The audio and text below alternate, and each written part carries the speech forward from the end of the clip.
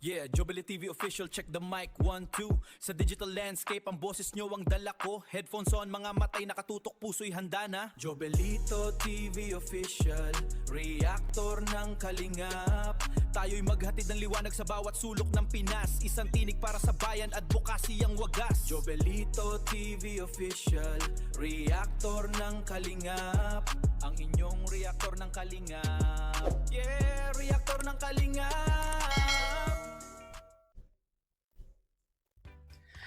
Okay, so yun.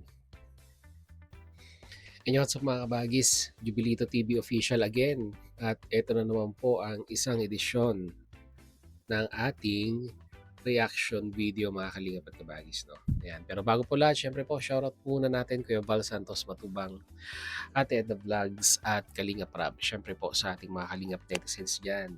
Mega love shoutout po sa inyong lahat. Yan, pwesto lang natin yung cellphone natin. So yun na nga mga kalingap at kabagis, no? For today's reaction video, gawa lang po natin ng reaction. At muli po, pagbibigay ng ating personal opinion patungkol po dito sa ikang pinanghahawakan, di umano, allegedly, ni Kindred TV na ebidensya, mga kalingap at kabagis, na magdidiin daw kay Dr. Love patungkol po dito sa sinasabi nilang utak, no, or pasimuno sa pagpapatulpo kay Kuya Val. So alam naman natin nitong mga nakaraang linggo ay talagang naging palaisipan sa kalingap netizens ang mga lumulutang na batuhan ng akusasyon, allegedly mga kalingap at kabagis, kung sino po ba talaga ang taong nasa likod ng pagpapatulpo kay Kuya Val. May mga nagsasabing mga kalingap at kabagis na meron pong malaking big time sponsor di umano ang nasa likod. May mga nagsasabi din na ika nga ito daw pong si Nanay Biskwit. At may mga nagsasabi rin mga kalingap at kabagis na ito pong si Dr. Lam. So talagang magulo kasi ang daming ang daming napapangalanan allegedly mga kalingap at kabagis patungkol po dito sa usapin na ito. Pero sabi nga po ni Kuya Val, kung naaalala ko pa, ay talagang hindi po siya titigil hanggat hindi napapangalanan yung nagpatulpo po sa kanya, mga kalingap at kabagis. No? Dahil unang-una sa lahat, syempre, yung reputasyon ng isang Val Santos Matubang ang nasira dito. Then, yung foundation po no, ng kalingap ang nasiraan din ng reputasyon dito sa mga ikangang nangyayaring kaguluhan, mga kalingap at kabagis. No?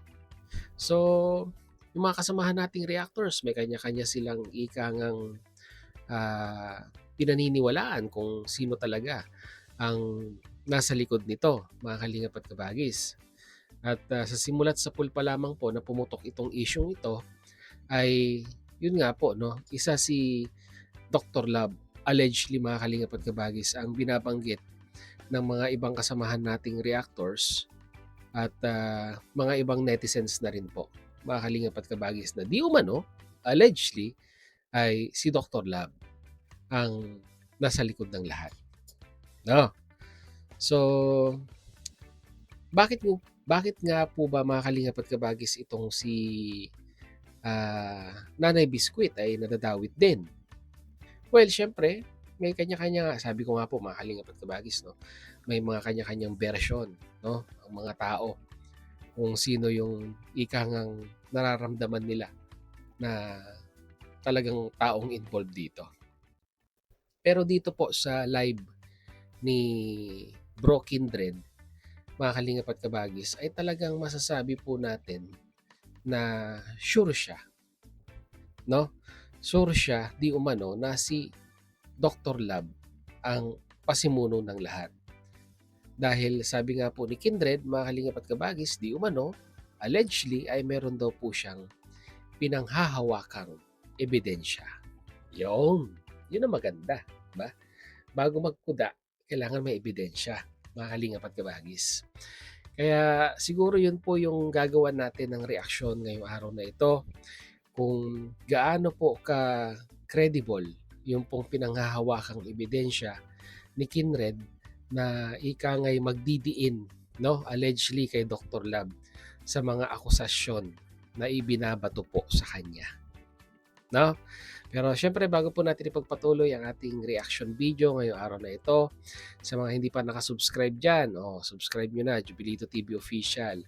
At syempre po, huwag nyo pong kakalimutan na i-like yung pong reaction video natin ngayong araw na ito dahil malaking tulong po, no, sa atin yung recommendation para naman kahit papano ay may konting views at konting revenue din po tayo, mga kalingap at kabagis. So sa mga magsusubscribe at sa mga solid na nanonood sa atin ay maraming salamat po dahil hanggang sa dulo ay lagi nyo pong sinasamahan si Jubilito sa mga nagiging reaction video natin, mga kalingap at kabagis.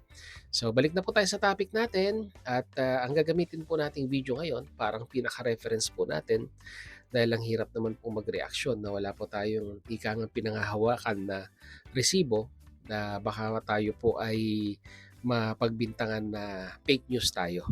Halingap at kabagis. Importante po may resibo at ang resibo po natin gagamitin ngayon ay ito nga pong live ni Kindred. So shoutout sa iyo bro. Ako po muna ay hihiram ng konting video clips, no, dito sa yung live para ika nga ay yun yung re-reactionan natin. So without further ado, mga kalingap at kabagis, narito po. Pakinggan at panoorin po natin si Kindred TV Official. Narito po yun. Nakita ko na naman live niya sa kanina, di pa rin pinalitan yung kortina. Ha? Oo, kay Edo, ang tawag niya. Dati ang tawag niya kay Edo, baby boy. Oh. Manyak. Ngayon nagpaparamdam na, haba. Oh. Buslot, tawag niya kay Kalinga Prab dati, Buslot. Ngayon Kalinga Prab na. So ano ang ibig mong sabihin na Dr. Lab? Mas maigi pa, magbakasyon ka sa Negros, pumunta ka doon sa katagasan ka ba sa Negros? Huwag ka na bumalik, doon ka na lang mag-vlog. Mag-vlog ka na doon sa Negros. Okay, sa bumalik, nagbabala ka pang bumalik sa Kalingap. Nilaglag ka na ni Hansel, Linaw-linaw niyan. Nababasa niyo ba yung thumbnail? Hindi. Basa niyo? Pakita ko sa inyo para malinaw kasi sa thumbnail minsan maano eh. Wala mong kaso to. Ngayon pakita ko sa inyo. Malinaw. Ayun hide ako ni Doc sa live niya. Sa totoo lang, siya ang nagpursige na magpatulpo kami noon. Sa totoo lang siya ang nagpursige na magpatulpo kami noon. Siya ang nagpalala ng gulo. Kaka-reaksyon niya. Sabi niya din sa amin noong nakasuhan si Edo. Tapos pagdating ng oras, hindi sumama kay Tulpo kasi natakot. Ang sabi ko, huwag alala. Mga solid kami, hindi lang kami nagko-comment, hindi namin iiwan Bian. Bian si ako. Hindi namin iwan si Bian. Alam niyo naman magaling ako maglaro. Magaling ako maglaro. Kala niyo. Magaling ako Okay, so base dito sa pinakitang convo, no, ni Kindred, mga kalingap at kabagis, ay hindi ko alam kung siya yung kausap nito. Hindi ko alam kung screenshot ito ng ibang kausap niya. So, ang nakalagay lang yung pangalan na Hansel Jane Elona Batalero sa taas at yun nga po, no, parang may My Day sa baba na grabe na may emoji na malungkot, mga kalingap at kabagis, no.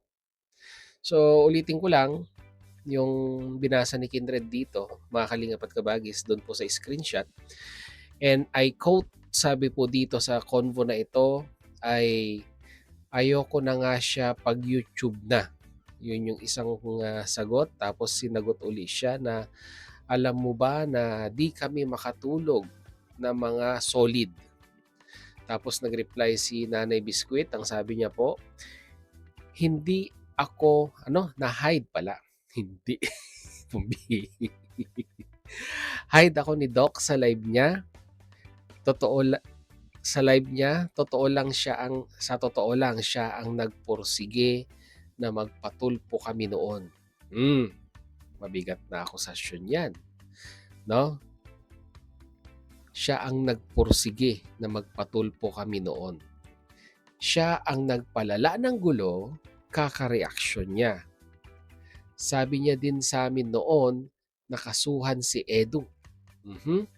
Tapos pagdating ng oras, edi sumama sa tulpo kasi natakot. Yun lang. Tapos ang reply, huwag ka mag-alala, mga solid kami, hindi lang kami nagko-comment. Hindi namin iiwan si Vian. Hmm. Yan yung convo, mga kalingap at kabagis, no? Diyan ka muna, cellphone. Ayan po yung convo na ipinapakita ni Kindred.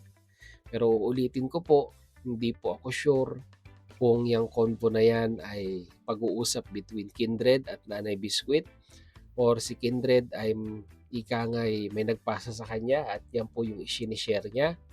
Hindi po tayo sure doon. Pero base nga po dito sa convo na ito, mga kalingap at kabagis, ay si Dr. Love daw po, allegedly, ang nasa likod ng pagpapatulpo. So ano naman kaya ngayon ang magiging paliwanag ni Dr. Love, ni Doc Lat dito sa kumakalat na screenshot na ito ng convo, mga kalingap at kabagis? Kasi, di ba, unang-una sa lahat, nung si Nanay Biscuit po ang ika nga'y di umano na pagbintangan patungkol po dyan sa pagpapatulpo kay Kuya Bal, ay wala naman po tayong naririnig na statement na nanggaling sa kanya na ika nga'y ina-accept or tinatanggi, no, yung pagpapatulpo kay Kuya Bal. Pero ang nangyari, di ba, biglang natigil yung live ni Dalaga. Dati may schedule yan weekly, tapos ay hindi na rin siya nasagot sa mga ika nga'y nagpapapasok sa mga live streaming, no, ng mga antay, mga kalingap at kabagis, no. Yun lang po yung napansin natin dito, tahimik po ang pamilya, mga kalingap at kabagis. So ano po bang ibig sabihin nun? Siguro para sa akin po ay, sa tingin ko lang, no, mga kalingap at kabagis, ay umiiwas na sila sa mga ganitong bagay-bagay na mapag-uusapan muli sila. Which is para sa akin po, kung ako pong tatanungin ninyo, it works well. Kasi, di ba, ang naririnig na lang natin nagbabangayan ngayon ay si Doc Lat, si Kapisot, at yung mga rebuttal po ng The Empowered Women dito po kay Kapisot, mga kalingap at kabagis. Yun na lang po yung ika ngay, minsan nakakakuha tayo ng topic na pag-uusapan natin, pero yun na po ngayon ang ika ngay mabiling-mabili sa merkado, no? Yung rebuttal between Doc Lat and Kapisot, and at the same time po yung rebuttal ng mga The Empowered Women dito po kay Kapisot, mga kalingap at kabagis. Pero tignan natin, no? Tignan natin kasi mas maganda ngayong may lumalabas na at nire-reactionan na ganitong message si Nanay Biscuit, siguro po para matapos na ang lahat. Ito ay suggestion lang naman po, mga kalingap at kabagis, no? Kung sila po ay magpupursige na magsampahan ng mga reklamo sa isa't isa, pero para sa akin po, no, para malinis ang pangalan ng pamilya, ay it will be better, mga kalingap at kabagis, na it's about time na klaruhin na po lahat ni Nanay Biscuit itong mga bagay-bagay na ito. Kasi hanggat walang hindi magsasalita doon po sa pamilya nila, ay lalo lang po silang ika ngay madidiin sa mga issue. Dahil hanggang sa ngayon, mga kalingap at kabagis, ay may mga tao pa rin pong naniniwala, no, na di umano ay si Nanay Biscuit daw po ang ika nga ay nasa likod ng pagpapatulpo kay Kuya Bal. Siguro ilagay na lang po natin sa sitwasyon na sige, sila yung ika nga'y gumalaw. Pero syempre po, mga kalingap at kabagis, no, hindi naman po siguro gagalaw ang pamilyang yan kung wala pong mag-uudyok or ika nga'y magpupush sa tulpuhan na yan. Do you think, mga kalingap at kabagis, na kusa ng pamilya na gagawin yan, na pupunta ng Metro Manila without the support ng mga antay nung mga time na yon, kung wala pong magpupush sa kanila? Yung ika nga'y out of the blue na naisipan nila na tara, patulpo natin si Kuya Bal. Do you think, mga kalingap at kabagis, na kaya nilang gawin yon? Kasi kung ako po ang tatanungin ninyo, kailangan meron talagang taong nasa likod niyan, no? Hindi yan magmamaterialize kung wala nag-udyok. Ganun lang po kasimple yun, mga kalingap at kabagis. Sino ba namang taong gusto na ibabandera mo ang iyong muka, ang iyong kredibilidad maki-question, and at the same time yung bashing kaliwat kanan, taas baba, nandyan. Gugustuhin mo ba yon na saluhin lahat? Kung wala naman pong taong nasa likod niya mga bagay-bagay na yan. Di ba? Mapapanood kayo sa buong mundo dun sa programang yon. Gugustuhin nyo ba yon? Dalawa lang naman po pwedeng puntahan nun. It's either ika nga'y makisimpatya sa'yo ang mga viewers or i-bash ka ng mga viewers, mga kalingap at kabagis. Kaya dito sa ebidensya na merong hawak o resibo na merong hawak itong si Kindred, ay ang hihintayin na lamang po natin ay yung confirmation. Di ba? I think it's about time, di ba?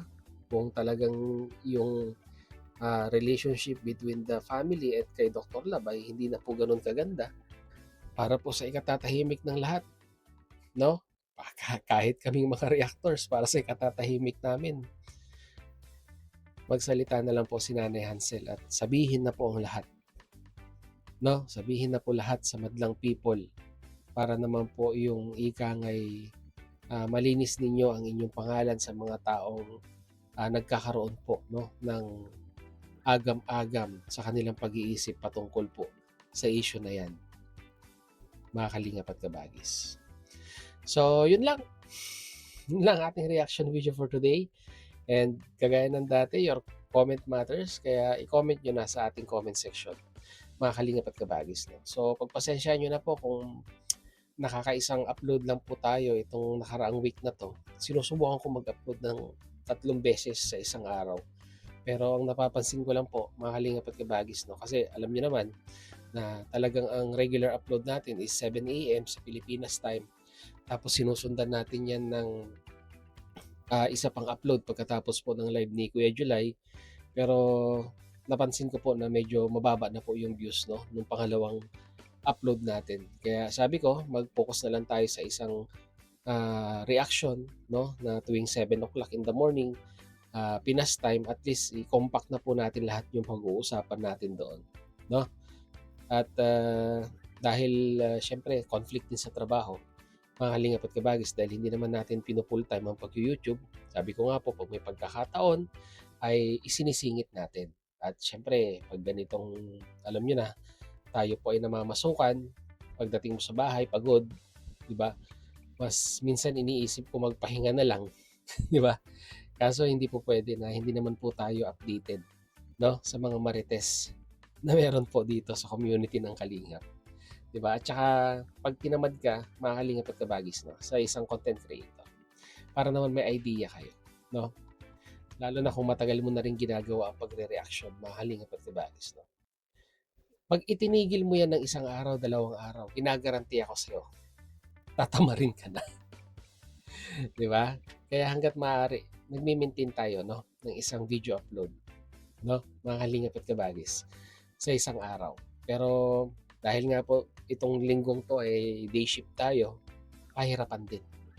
Pahirapan din talaga, mga kalingap at kabagis. Pero pag tayo naman po ay nagna-night duty, ay doon naman po tayo bumabawi, no? Doon tayo bumabawi ng mga upload natin na sinisikap natin na kahit paano 2 sa isang araw, at mas mahaba yung time natin na makahanap ng mas magandang mare-reactionan na sa tingin natin ay magkakaroon ng views kahit paano po, mga kalingap at kabagis. Yun ay out of the topic lang, na-share ko lang naman po sa inyo, mga kalingap at kabagis ka. Kasi baka nagtataka kayo, di ba? O nung bago mag-start ang linggong to, 3, 2 ang video upload, tapos biglang nag-isa-isa na lang. Yun po yung dahilan, mga kalingap at kabagis, no? So, yun lang po. Yun lang po ating reaction video for today. And hanggang dito na lang. Maraming salamat po sa pagantabay at sa pag-araw at sa patuloy na pagsuporta po sa ating YouTube channel. Hindi ba natin patagalin? Jubilito TV Official. As I always say, mga kalingap at kabagis, peace, God first. At bago ko makalimutan, shoutout po sa lahat ng solid na sumusuporta at lagi pong nanonood ng ating mga video upload, mga kalingap at kabagis, no. Hindi ko man po mabanggit ang inyong mga pangalan, no, mga kalingap at kabagis, dahil ang hirap mag-edit. pag pinusuan ko na po kayo sa comment section. Yan. Yun na lang po yung paraan ko para suklian naman po yung inyong pagsuporta sa ating YouTube channel. No, mga kalingap at kabagis. Pupusuan ko na lamang po ang inyong mga comment as a token of appreciation sa pagsuporta po sa ating YouTube channel. Ayan, patagal na tayo. Bye-bye na. Jubilito TV Official. Proud member po ng Team Koos at ng Team Bios ng Kalingap. As I always say, mga Kalingap and Kapagis, peace, God first. God bless po. Bye!